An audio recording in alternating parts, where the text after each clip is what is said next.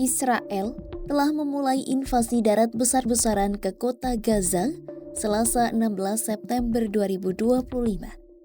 Bersamaan dengan pengumuman agresi terbaru, Tel Aviv memerintahkan evakuasi penduduk kota Gaza sebab wilayah tersebut kini dianggap sebagai zona pertempuran. Sejumlah divisi hingga prajurit cadangan telah dipanggil untuk melancarkan misi baru Tel Aviv. Namun tidak diketahui berapa lama operasi akan berlangsung di wilayah yang diklaim sebagai benteng terakhir Hamas tersebut. Pasalnya, IDF belum tahu pasti sisa kekuatan militer Hamas. Lalu, seberapa kuat sisa pasukan Hamas dan militer IDF saat ini? Simak selengkapnya dalam video berikut.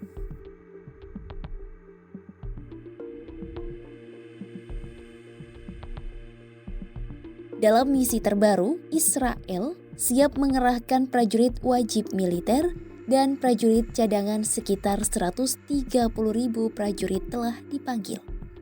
Mereka dipanggil untuk bertugas mulai November 2025 hingga awal 2026.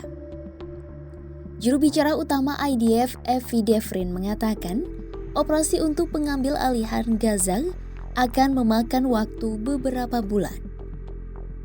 IDF mengerahkan 3 divisi aktif ditambah pasukan cadangan dalam misi kali ini. Divisi ke-162 dan ke-98 IDF telah menembus kota Gaza Senin malam sekitar pukul 10 waktu setempat. 2 divisi itu berhasil mengambil alih sebagian besar jantung kota. Divisi ke-36 pun dilaporkan segera bergabung dalam invasi mendalam di kota Gaza dan sekitarnya. Tel Aviv juga mengepung kota Gaza dari berbagai sisi dengan kendaraan lapis baja. Bukan hanya fokus di kota Gaza sebagai wilayah agresi baru, Tel Aviv tetap menyiagakan pasukannya di titik-titik krusial lainnya. Divisi ke-99 bertempur di dekat wilayah perbatasan Gaza di utara kota untuk mempertahankan perbatasan Israel. Selanjutnya, divisi ke-143 terus bertempur melawan pasukan Hamas di Gaza Selatan dan memberikan pertahanan bagi perbatasan Israel di wilayah tersebut. Di tengah serangan udara untuk penguasaan kota Gaza, ratusan ribu warga mengungsi ke arah selatan Gaza. Serangan Israel telah menghancurkan banyak wilayah perkotaan. Sebanyak 350.000 warga sudah dievakuasi sebelum serangan darat, sementara 500.000 lainnya masih bertahan di kota Gaza sebab tak memiliki tempat tujuan. Apa yang terjadi di kota Gaza digambarkan penuh kepanikan dan kehancuran. Operasi darat dan meningkatnya intensitas pemboman memperparah krisis kemanusiaan di jalur Gaza. Perdana Menteri Israel Benjamin Netanyahu mengatakan, serangan baru mereka sebagai upaya mengalahkan Hamas secara telak di salah satu benteng terakhirnya. Operasi ini pun memicu kecaman internasional lebih lanjut atas serangan militer Israel di Gaza. Kendati demikian, Israel tetap melanjutkan agresinya untuk menguasai kota Gaza guna menumpas habis Hamas dan membebaskan para sandera yang masih tersisa.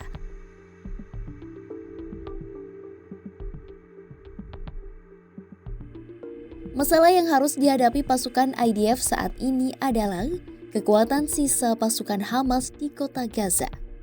Dari itu, Tel Aviv masih belum memastikan berapa lama operasi akan berlangsung di titik baru.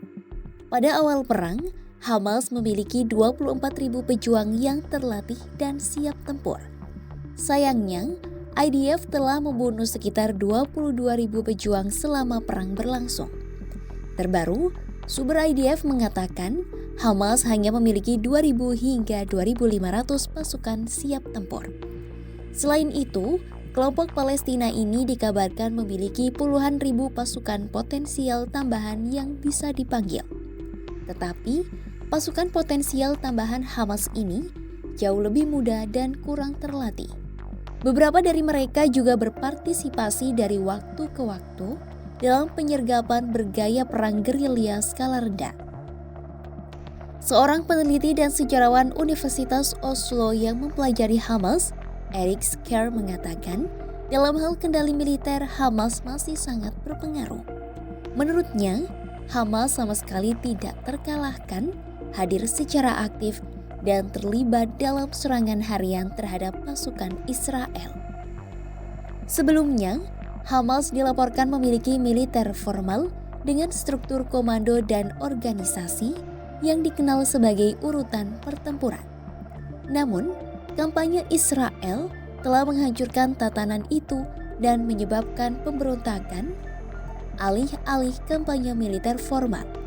Skjær menyebut Hamas beralih dari rantai komando tradisional menjadi bekerja dengan sel-sel militer otonom yang beroperasi secara rahasia dan juga secara soliter. Melansir ABC News, sebuah data menunjukkan penurunan jumlah operasi yang dilakukan Hamas terhadap pasukan Israel. Pada Oktober 2023, kelompok Palestina ini rata-rata melakukan 40 operasi per minggu. Saat ini, operasi kelompok ini rata-rata menjadi 10 hingga 15 saja. Skjær menyebut banyak cara untuk menafsirkan penurunan tersebut. Namun satu hal yang mungkin adalah Hamas telah melemah secara militer. Tetapi, bisa juga kelompok ini sedang beradaptasi dengan perang gerilya perkotaan. Menurut Skjær, jenis serangan utama yang dilakukan Hamas adalah penyergapan. Mereka masuk dengan cepat kemudian segera mundur untuk meminimalkan korban di pihak mereka sendiri.